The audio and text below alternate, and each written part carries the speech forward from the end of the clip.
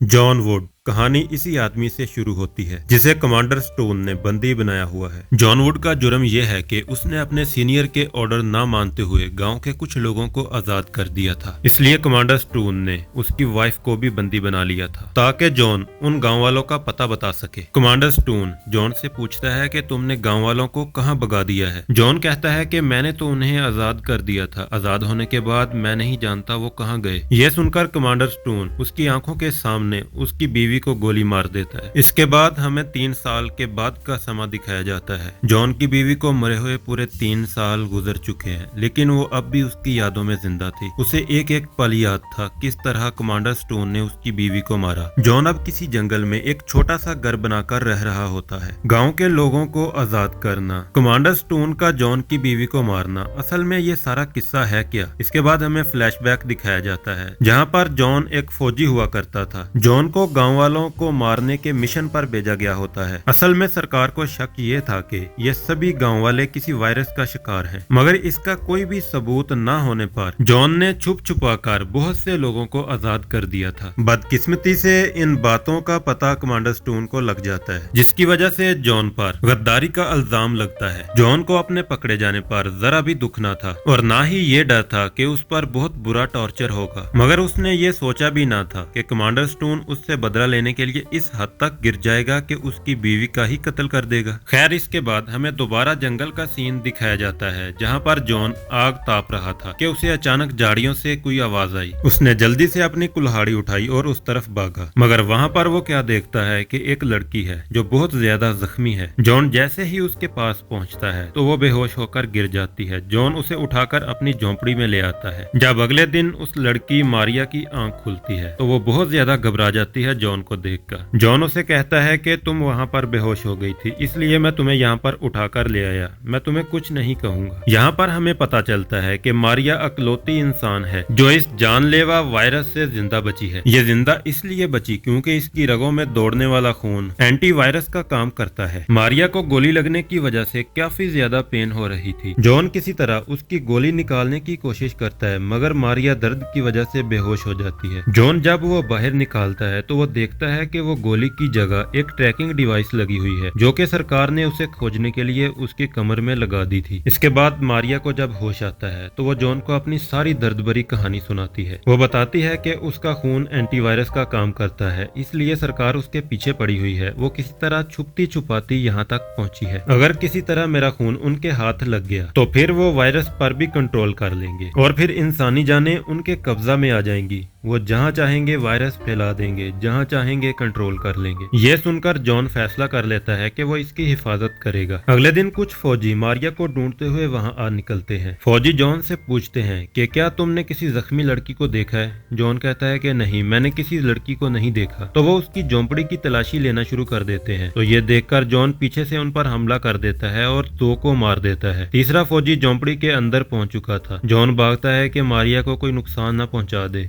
लेकिन वो देखता है कि मारिया ने तीसरे को मार दिया है। अब 3 फौजियों को मारिया और जॉन ने तो ठिकाने लगा दिया था। जॉन को पूरा यकीन था कि इनकी तलाश शुरू हो चुकी होगी, इसलिए वो मारिया को कहता है कि तुम कहीं छुप जाओ। तो जवाब में मारिया कहती है कि मैं फौजियों के साथ लड़ने में तुम्हारी मदद करूंगी। इधर दूसरी तरफ फौजी जब दोबारा अपने अड्डे पर नहीं पहुंचे तो ऑफिसर ग्रेनाइट को शक हो जाता है। वो एक और टुकड़ी को जंगल में उनकी तलाश के लिए भेज देती है। इसके बाद हमें जॉन और मारिया दिखाए जाते हैं जो कि जंगल में आग के पास बैठे हुए हैं। मारिया को डर था कि यहाँ पर और फौजी आ जाएंगे और वो हमें मार देंगे, इसलिए वो जॉन को कहती है कि यहाँ से भाग चलते हैं, मगर जॉन कहता है कि हम उसका डटकर मुकाबला करेंगे। इसके बाद जॉन मारिया को अपनी सारी दुख भरी कहानी सुनाता है, जिसके बाद मारिया उसे हौसला देती है। फिर अगली सुबह जॉन और मारिया ने अपनी झोंपड़ी के चारों तरफ बैरिकेड्स लगाए और हथियार भी इकट्ठे किए ताकि आने वाले फौजियों का मुकाबला किया जा सके। कुछ ही देर के बाद वहाँ पर कुछ फौजी पहुँच जाते हैं। इनके दरमियान लड़ाई शुरू हो जाती है। फौजी मारिया को बंदी बना लेते हैं, मगर जॉन अभी तक उनकी पकड़ में नहीं आया। जॉन एक एक करके सभी को मार देता है और बिलाखिर मारिया को भी उनके चुंगल से छुड़ा लेता है। हालांकि जॉन ने सभी फौजियों को मार दिया था,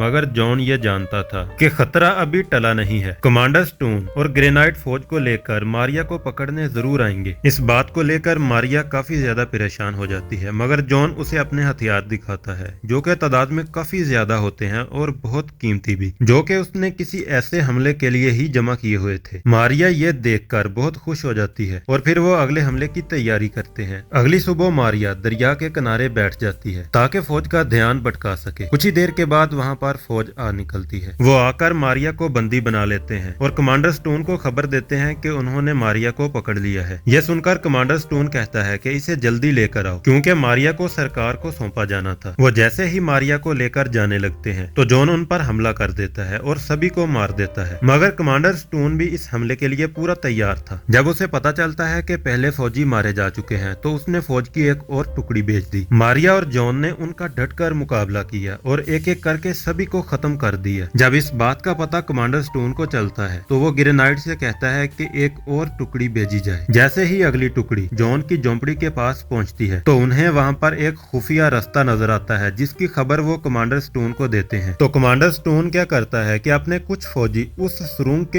एंड पर तैनात कर देता है ताकि जॉन और मारिया जैसे ही बाहर निकले तो उन्हें दबोच लिया जाए। मगर जॉन और मारिया निकलते ही उन पर जोरदार हमला कर देते हैं और उन सभी को खत्म कर देते हैं। अब ग्रे नाइट के पास कोई रास्ता नहीं बचता। वो फैसला करती है कि अपनी आखिरी बची हुई टुकड़ी को साथ लेकर वो खुद हमले के लिए जाएगी। कुछ ही देर के बाद हम देखते हैं कि ग्रे नाइट और उसके फौजियों ने मारिया को बंदी बना लिया है। वो सुरंग के रास्ते उसे अपने अड्डे पर ले जाने लगते हैं और दूसरी तरफ जॉन पर पीछे से एक फौजी हमला कर देता है और उसे बेहोश कर देता है। थोड़ी देर के बाद जॉन को जब होश आता है तो मारिया की फिक्र लग जाती है। वो एक शॉर्टकट रास्ते के जरिए उन तक पहुंचता है। जब वो सुरंग के रास्ते जा रहा था तो उसका सामना एक हट्टे कट्टे फौजी से हो जाता है जो जॉन को काफी ज्यादा मारता है। काफी देर लड़ाई होने के बाद बिलाखिर जॉन उस पर काबू पा लेता है और उसे मार गिराता है। इसके बाद जॉन जल्दी से आगे निकलता है। इसके बाद जॉन ने मारिया को भी छुड़ा लिया, मगर ग्रे नाइट इसके लिए बिल्कुल तैयार खड़ी थी बाहर। ग्रे नाइट ने अपने बहुत से फौजियों को उन पर अटैक करने का हुक्म दे दिया। इसके साथ ही वहां पर जोरदार लड़ाई शुरू हो जाती है। जॉन और मारिया उनका डटकर मुकाबला कर रहे थे, मगर वहां पर और फौज पहुंच जाती है। तो ये देखकर जॉन मारिया को एक जगह छुपने के लिए कहता है, मगर मारिया कहती है कि मैं भी आपके साथ मिलकर लड़ूंगी। मगर जॉन उसे समझाता है कि तुम ही एक अकलौती इंसान हो जो कि पूरी इंसानियत को इस वायरस से बचा सकती हो, इसलिए तुम्हारा जिंदा रहना बहुत जरूरी है। इसके बाद वो अकेला ही पूरी फौज से लड़ने निकलता है। सुरंग के अंदर जो बंदे थे वो उन्हें तो किसी तरह मार देता है और इसकी भी हालत अब बहुत बुरी हो चुकी थी। वो जैसे ही बाहर निकलता है तो सामने कमांडर स्टोन और ग्रे नाइट खड़े थे। वो जॉन को पकड़ लेते हैं और मारिया के बारे में पूछते हैं। तो जॉन कहता है कि मैंने उसे मार दिया, मगर ग्रे नाइट कहती है कि थोड़ी देर पहले ही तुम उसे बचा रहे थे और अब कह रहे हो कि मार दिया। इसके बाद कमांडर स्टोन 3 साल पहले की तरह उस पर टॉर्चर करना शुरू कर देता है। तो जॉन उसे मुकाबले के लिए ललकारता है। कमांडर स्टोन उसका चैलेंज एक्सेप्ट करता है और दोनों के दरमियान लड़ाई शुरू हो जाती है। काफी ज्यादा लड़ाई होने के बाद बिलाखिर जॉन उस पर हैवी होने लगता है तो कमांडर स्टोन गन निकाल लेता है, मगर जॉन उसकी गन छीनकर उसी से उसको सबके सामने मार देता है। ये देखकर ग्रे नाइट बहुत खुश होती है क्योंकि अब सारी ताकत उसी के हाथ में आ चुकी थी। दूसरी तरफ मारिया सुरंग से निकलती है जिसके हाथ में 2 बॉम्ब पकड़े हुए होते हैं। वो ग्रे नाइट से कहती है कि अगर जॉन को कुछ भी हुआ तो यहीं पर सब खत्म हो जाएगा। यहाँ पर मारिया जॉन की जगह खुद को कुर्बान करने का फैसला करती है और उन्हें कहती है कि जॉन के बदले मैं आपके साथ जाने के लिए तैयार हूँ। ग्रे नाइट भी ऐसा ही चाहती थी। जॉन का उसने क्या करना था, असल में मारिया ही उन्हें जिंदा चाहिए थी। कुछ ही देर में फौजी मारिया को पकड़कर ले जा रहे होते हैं और जॉन खड़ा उसे देख रहा है। अब यहाँ पर जॉन को रियलाइज होता है कि वो अकेला सभी का मुकाबला नहीं कर सकता, इसके लिए उसे कोई और स्कीम बनानी होगी। और इसके साथ ही ये मूवी यहीं पर खत्म होती है। अगर इसका जल्द ही कोई अगला पार्ट आता है तो वो हम आपसे शेयर जरूर करेंगे। यार चैनल को सब्सक्राइब जरूर किया करें और साथ में मौजूद बेल आइकन को भी दबा दें ताकि हर नई आने वाली वीडियो का नोटिफिकेशन सबसे पहले आपको पहुंचे। जल्द ही मिलते हैं एक और नई शानदार वीडियो में। तब तक अपना ख्याल रखना और अपने इस चैनल का भी।